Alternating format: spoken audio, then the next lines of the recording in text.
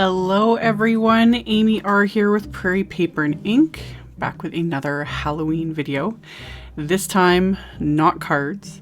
I'm making really fun little treat boxes using the My Favorite Things Boo Box dynamic set. I had bought this a month ago or whenever it was that came out. I think it came out back in August. And sat down and made a bunch of them.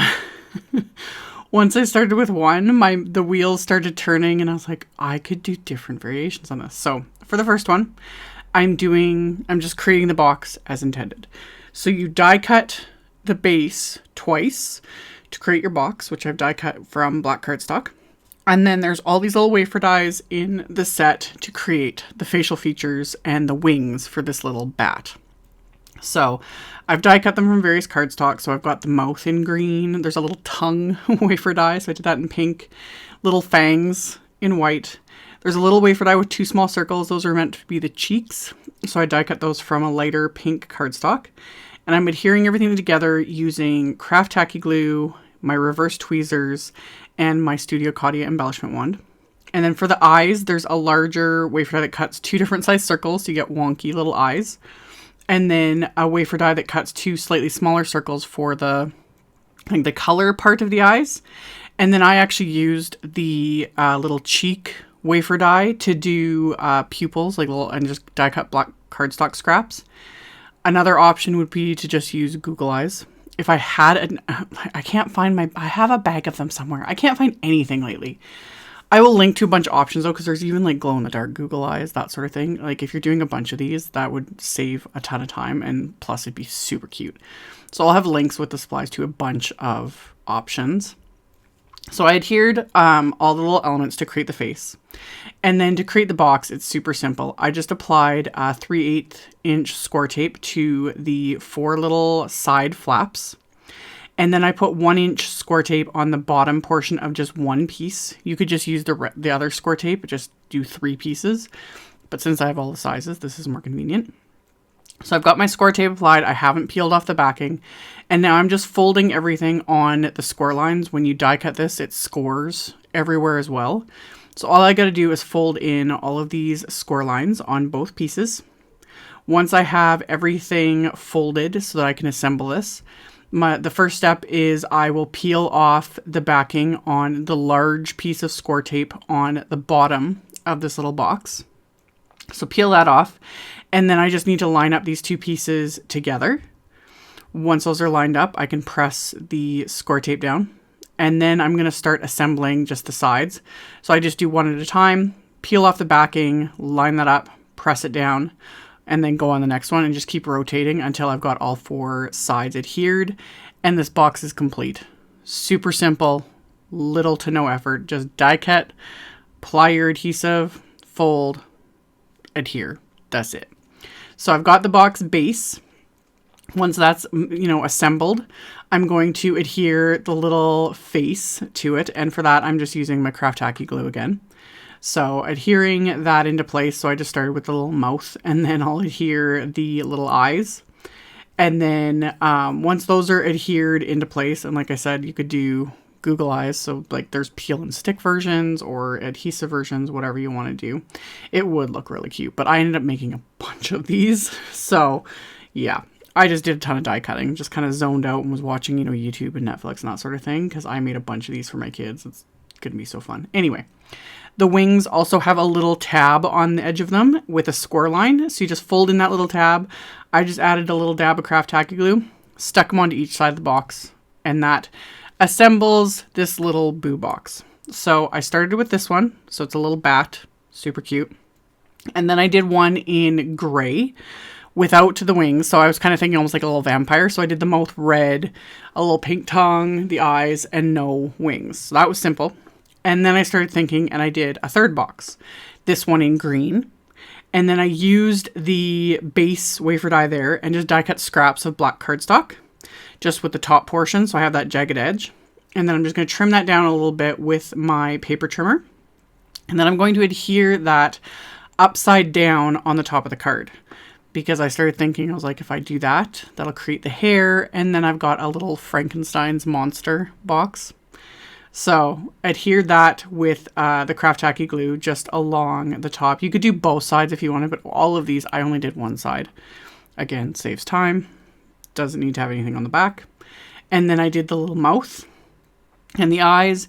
You could always leave it here, but then I started thinking as I was assembling it, I'm like, oh, it would look really cute if I had the neck bolts too, because, you know, that's part of the design sort of a thing with anything with Frankenstein's monster.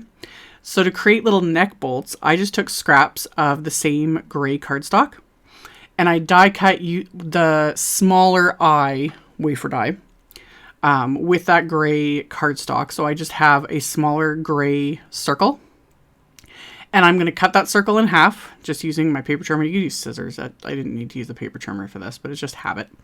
So I cut it in half and then I cut 2 narrow little pieces of the same gray cardstock as well. And I'm just going to use my little bone folder to create a little score line on those. Again, just for simplicity, so it folds because this is heavyweight cardstock.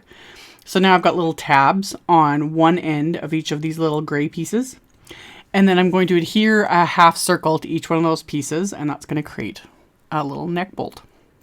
So I do that to both of these pieces. Just a little dab of the Craft Tacky glue.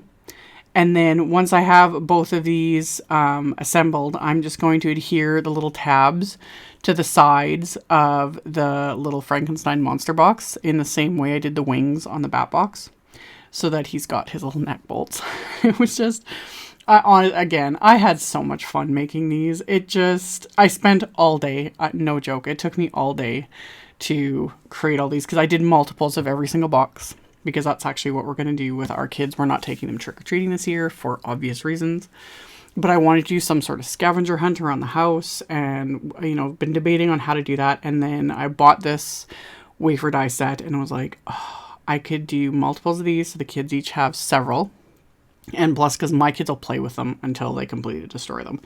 They love stuff like this. So, yeah, I made a bunch of these and it was just fun having all the different variations. So, got Frankenstein's monster. And then I thought, why not do a Jacko Lantern one? So I die cut the box and created it with orange cardstock.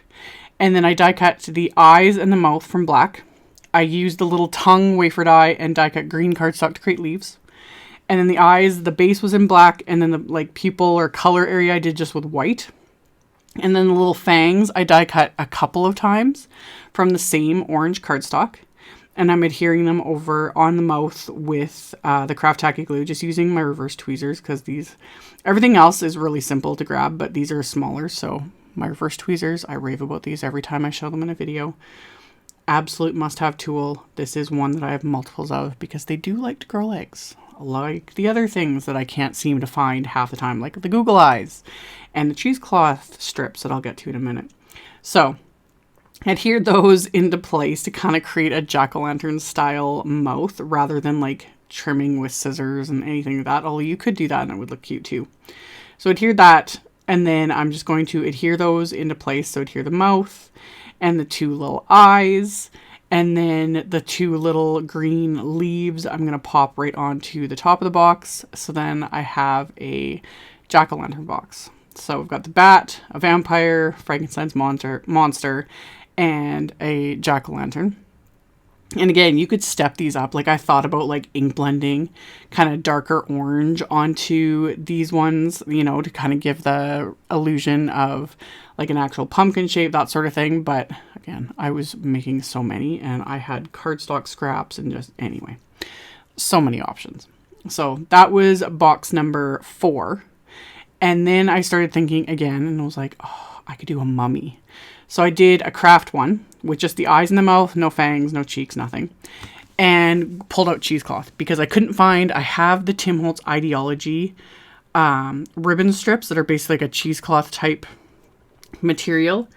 I have them. I just got them in a Halloween kit not too long ago, like during Stamptember. And I've set it somewhere. I couldn't find it for the life of me. So thankfully I had cheesecloth in my kitchen because I use it for all kinds of things. So I just folded it up and cut it into strips. And then to adhere it to the box, I just use a piece of that Scor-Tape and stick it wherever. I just stuck it on the side. Peel off the backing, and then I can press one end of this cheesecloth strip onto the box, and then I'm just going to start wrapping it around the box so he looks like a little mummy. So I had to fiddle a bit with this. It was a little more time consuming since it's, you know, just jagged cuts and didn't want to sit properly, but it still worked just fabulous.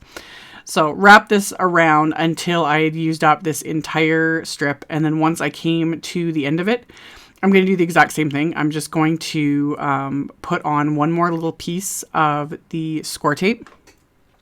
So press that into place, and then just press the end of this cheesecloth really well into it, and it's going to hold it in place no problem.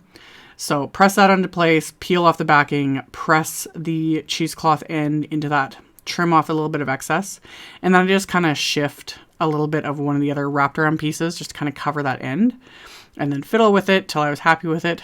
And that's it. You could do so many more. As I was doing this, like editing this video, I was like, oh, you could do one in purple and maybe add 2 sets of wings to each side so it looks like a little purple monster. Like, love it. So much fun. Love these. I can't wait for my kids to see them, but I'm waiting till Halloween.